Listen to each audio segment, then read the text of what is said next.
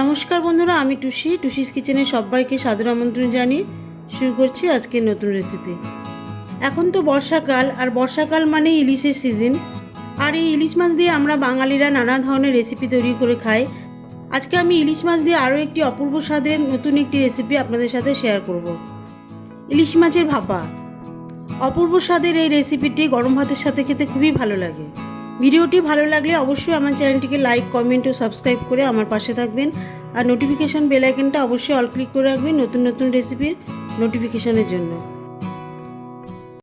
ইলিশ মাছ ভাপার জন্য আমি এখানে 5 টুকরো ইলিশ মাছ নিয়েছি।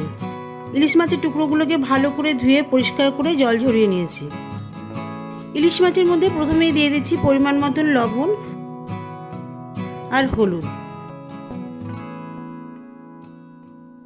লবণ আর হলুদ দিয়ে ইলিশ মাছ ভালো করে ম্যারিনেশন করে নেব। ইলিশ মাছের ভাপা আপনারা হয়তো অনেকেই বাড়িতে নিজেরা তৈরি করে থাকেন। আজকে আমি আমার মতন করে রান্না করে আপনাদের দেখাবো।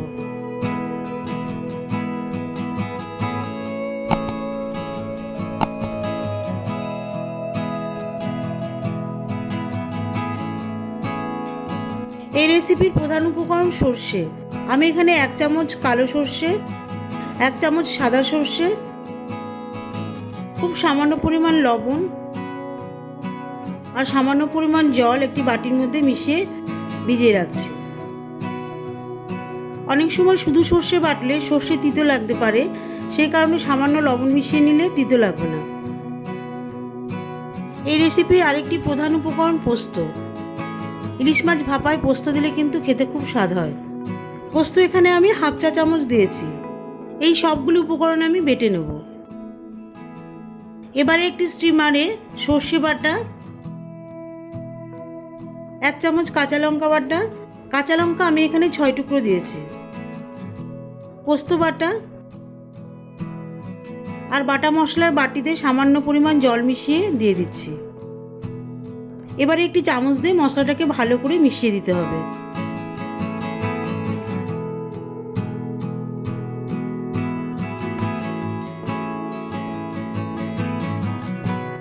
মশলা ভালো করে মেশানোর পরে এর মধ্যে দিয়ে দিচ্ছি 1/2 চা চামচ লবণ আর 3 চামচ সর্ষের তেল।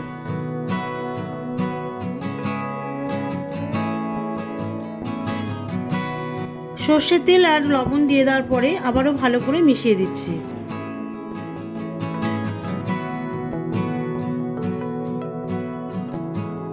এবারে মাছের টুকরোগুলি সর্ষের মধ্যে ভালো করে মিশিয়ে দিচ্ছি।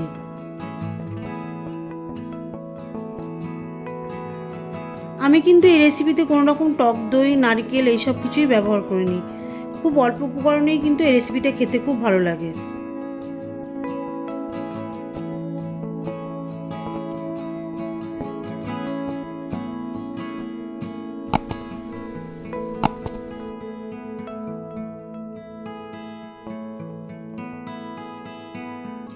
মাছগুলি মিশিয়ে দেওয়ার পরে মাছের উপরে আবারও 1 চামচ সর্ষের তেল দিয়ে দিচ্ছি।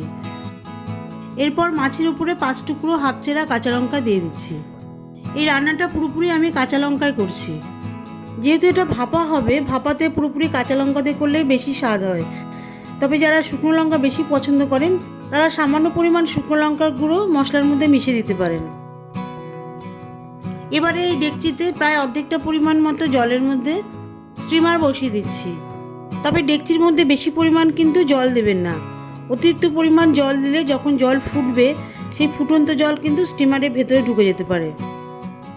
এবারে গ্যাসের হিট মিডিয়াম করে স্টিম হতে দেব।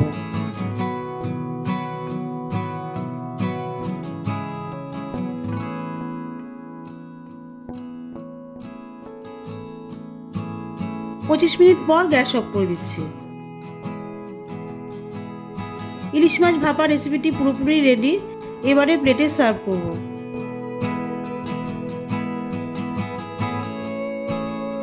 গরম ভাতের সাথে খান, অসাধারণ লাগবে।